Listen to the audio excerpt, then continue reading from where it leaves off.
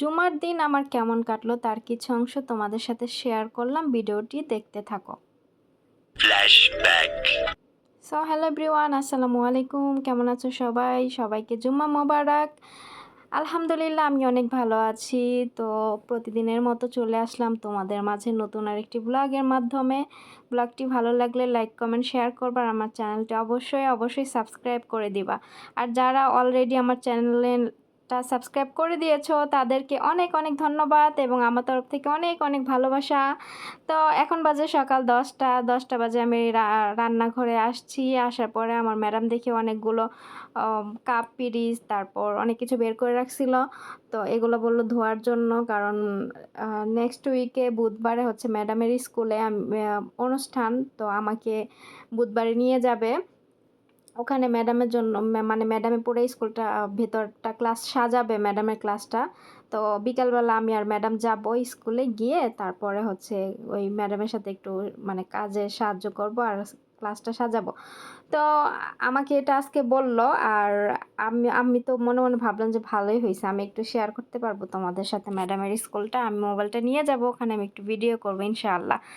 তারপরে এই যে আমি হাতে একটা গ্লাভস পরে নিলাম। ম্যাডাম আজকে মানে গতকালকে বাজার করছে, বাজার করার পরে গ্লাভস নিয়ে আসছে। এই যে আমি এভাবে মাছ মুরগি মাখাই না, আমার হাতে জানি না লাগে, এই জন্য বললো যে গ্লাভসটা পরে নিতে। এই জন্য আমি এই যে গ্লাভস পরে নিলাম। এক বক্স গ্লাভস এনে দিছে। তো গ্লাভস পরে যে আমি মাছটাকে এভাবে মশলা দিয়ে মাখাইয়া আমি রেখে দিছি। তারপরে এইভাবে আমি এই যে বিরিয়ানি রান্না করব। এই বিরিয়ানিটা আমি কয়েকদিন আগেও রান্না করছি। তো আমার ম্যাডাম আজকে আবার খাবে, বলল যে বিরিয়ানি রান্না করতে। তো ওমানি বিরিয়ানি এটা ম্যাডাম অনেক পছন্দ করে। তো আমি যেভাবে ওমানি বিরিয়ানি রান্না করি, প্রথমে তেল দিয়ে দিয়েছি, তারপরে কি বলে তেজপাতা গরম মশলা এগুলো দিয়ে একটু ভেজে তারপর আদা রসুন বাটা দিয়ে দিছি। দেওয়ার পরে আর একটু ভেজে এখন আমি সব ধরনের মশলা বলতে কি এখানে শুকনো মরিচের গুঁড়া আর লবণ আর একটু হেলের গুঁড়া ছিল।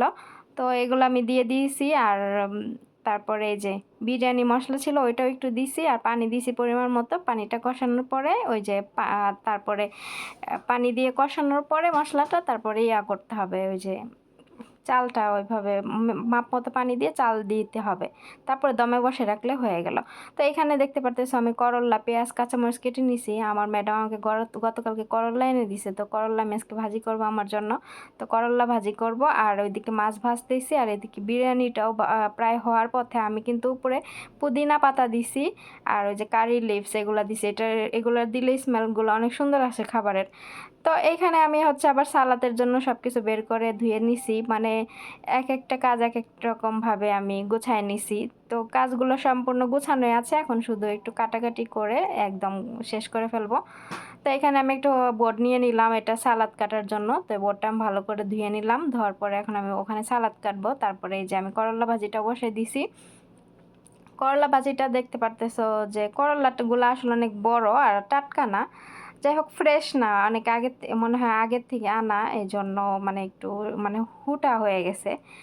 তো আমার এখন খেতে ইচ্ছা করছে, কি করবো আর, এখানে তো ফ্রেশ খাবার সব সময় পাওয়া যায় না। তারপরে এই যে আমি করলা পেঁয়াজ এগুলো দিয়ে ভাজি করতেছিলাম। আমি কিন্তু ঢাইকা ভাজি করব না, খোলা ভাজি করব, কারণ করলা কখনো ঢাইকা ভাজি করতে হয় না, আর করলা কখনো মানে নিভা চুলায় ভাজি করতে হয় না, তাহলে করলা তিতা হয় আর গলে যায়, ভাল লাগে না। অনেকে আবার করলা ভাজিতে হলুদ দেয়, আমি কিন্তু করলা ভাজিতে হলুদ দেই নাই, আমি দেই না, আমার ভাল লাগে না। তো এইভাবে আমি ভাজি করতেছি খোলা ইসে। তারপরে এই যে আমার বিরিয়ানি যে রান্না হয়ে গেছে, আমি অনেকক্ষণ দমে বসে রাখছি। এখন ভালো করে এই যে ফুড কালার যে দিছি না, এটা একটু ভালো করে চামিচ দিয়ে মিক্স করে নিতেছি লাড়াচাড়া দিয়া। তো ওইখানে ওইটা করে দেখেন আমি মাছ ভাজছি, মাছের কালারটা অনেক সুন্দর আসছে না, কারণ আমি মাছ ভাজার সময় যখন মাখাই না মশলা দিয়ে, তখন আমি এই যে একটু ফুড কালার দেই, কালারটা দিলে মাছের কালারটা অনেক সুন্দর আসে। তো আমি এইভাবে মাছ মুরগি এইভাবে মাখাইয়া তারপরে হচ্ছে ফুড কালার দিয়ে মাখায় এই রান্না করি। তো এই জন্য মানে কালারটা অনেক সুন্দর আসে। তো এই দেখেন আমার ফাইনাল লুকটা কতটা সুন্দর লাগতেছে। যাই হোক আমার ব্যাগের সাউন্ড আজান দিচ্ছে। মাশাআল্লাহ আজানের সুর অনেক অনেক ভালো, একদম পরাণ শান্তি হয়ে যায়। তো এখন হচ্ছে দুপুরবেলা জুমার দিন। তো আজান দিচ্ছে, নামাজের টাইম হয়ে গেছে। আর এখানে আমি এই যে বাঙ্গি কাটতেছি। তো বাঙ্গি তো সাম্মাম বলে এখানে, তো আমি এখানে সাম্মাম কাটতেছি, ছুলে নিছি আগে, তারপরে যে চাকু দিয়ে কাটতেছি। এখন আমি যে র্যাপিং পেপার দিয়ে এগুলো র্যাপিং করব। আর আমারটা আমি আলাদা নিয়ে নিছি।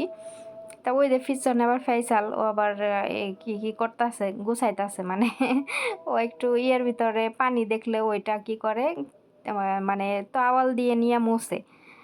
যাই হোক, ফেসাল অনেক ভালো, আগের থেকে অনেক ভালো হয়েছে আলহামদুলিল্লাহ। তারপরে দেখতে পারতেছো আমার করলা ভাজি করা হয়েছে, কতটা সুন্দর হয়েছে। আজকের ভিডিও এ পর্যন্তই। সবাই ভালো থাকবা, সুস্থ থাকবা, আল্লাহ হাফেজ।